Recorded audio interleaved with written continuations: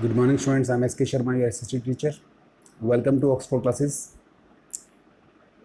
Today we are going to start with this next chapter of civics. Why do we need a parliament? With this topic, people and their representative. आदमी और उनके नुमाइंदे, व्यक्ति और उनके नुमाइंदे. हम कह सकते हैं कि रिप्रेजेंटेटिव माने वो लोग जिनको हमने चुना है, जो हमारे बिहाफ पे देश के लिए काम कर रहे हैं या हमारे बिहाफ पे हमारे लिए काम कर रहे हैं.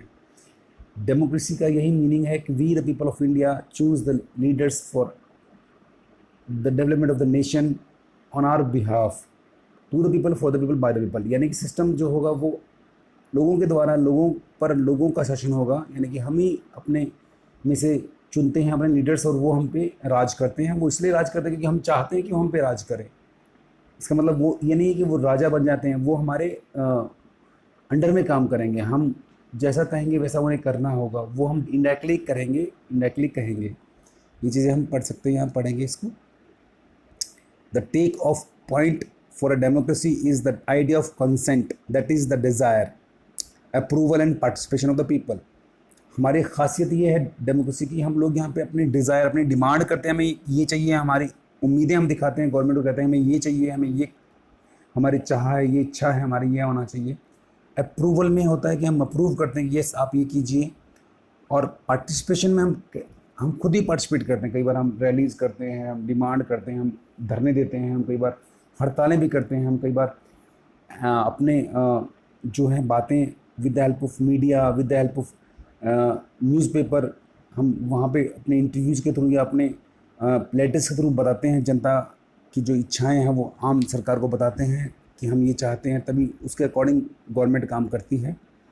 It is the decision of a people that creates a democratic government and decide about the functioning. The basic idea is this kind of democracy is that the individual of the citizen is most important person, and that is principle the government as well as public institutions need to have the trust of these citizen. आम बात इसमें ये खास कही गई है कि सरकार तब तक सरकार है जब तक उसका जो है समर्थन करती है आम जनता. यानी कि हमारे विश्वास के बिना हम उसका सपोर्ट करेंगे तभी वो सरकार बनी रहेगी, नहीं तो वो सरकार नहीं रहेगी. How does the individual give approval to the government. आम व्यक्ति जो है, एक आदमी कैसे अप्रूवल यानी कि सहमति दे सकता है सरकार को कि ये काम करो या ना करो.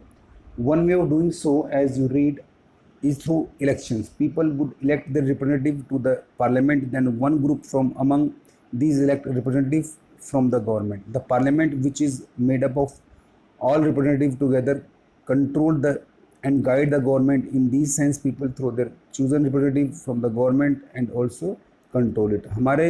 हम सरकारों को कैसे नियंत्रित करते हैं, क्योंकि हम जो लोग हैं अपने लोगों को भेजते हैं इलेक्शन के थ्रू जितवा के, और वही लोग आगे पहुंचते हैं पार्लियामेंट में, और वो हमारे चुने हुए लोग होते हैं. इसलिए वो काम करेंगे जो हम चाहते हैं. अगर वो नहीं करेंगे तो हम अगली बार उनको हरा देते हैं या हम उनको वोट नहीं देते हैं.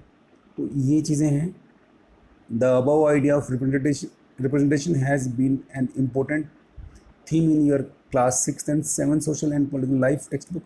You are familiar with how representatives are chosen at different levels of government. Let us recall these ideas by doing the following exercise. ये एक्सरसाइज आप करने देखिए, वन बाय वन देखेंगे. Use the term constituency.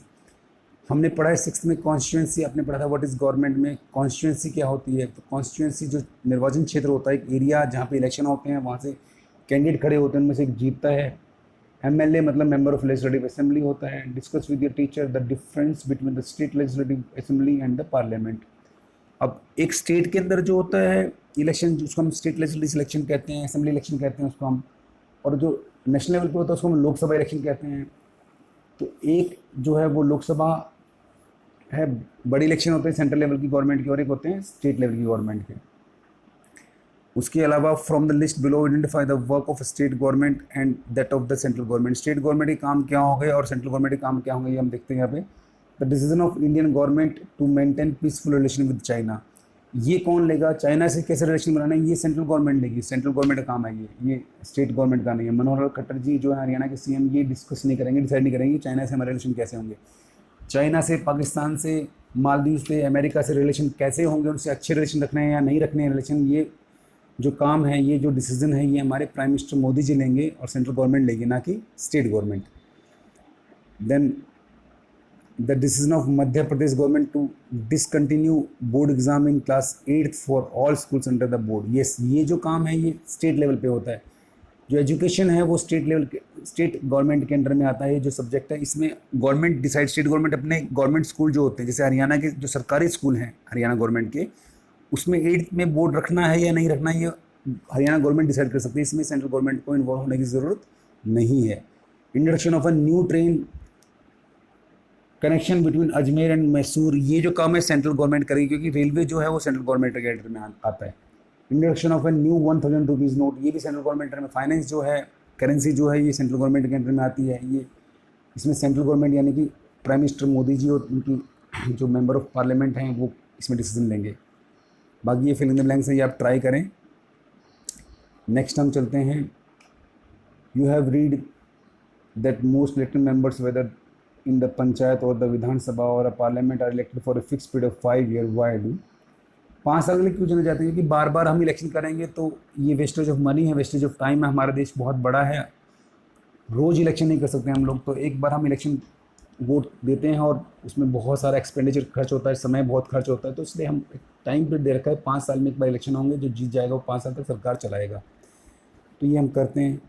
You have read that people participate in other ways and not just through elections to express approval to or disapproval of the actions of government. Can you describe 3 such ways through a small skit?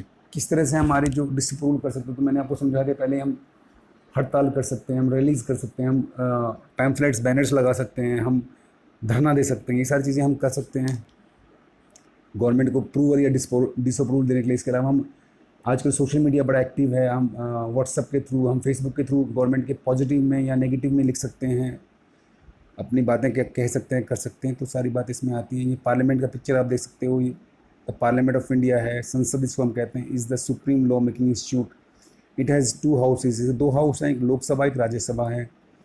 इसमें लोकसभा जो है वो lower house है और राज्यसभा जो है upper house है।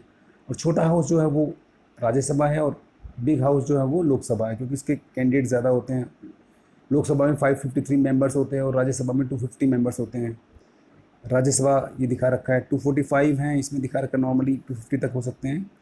ऐसे ही यहाँ 545 दिखा रखा है, 543 + 2 जो है रिप्रेजेंटेटिव होते हैं, इसलिए 545 इसमें दिखा रखा है। अब ये जो नेक्स्ट है द रोल ऑफ पार्लियामेंट, ये हम कल पढ़ेंगे। आज के लिए इतना काफ़ी है। God bless you, have a nice day, thank you.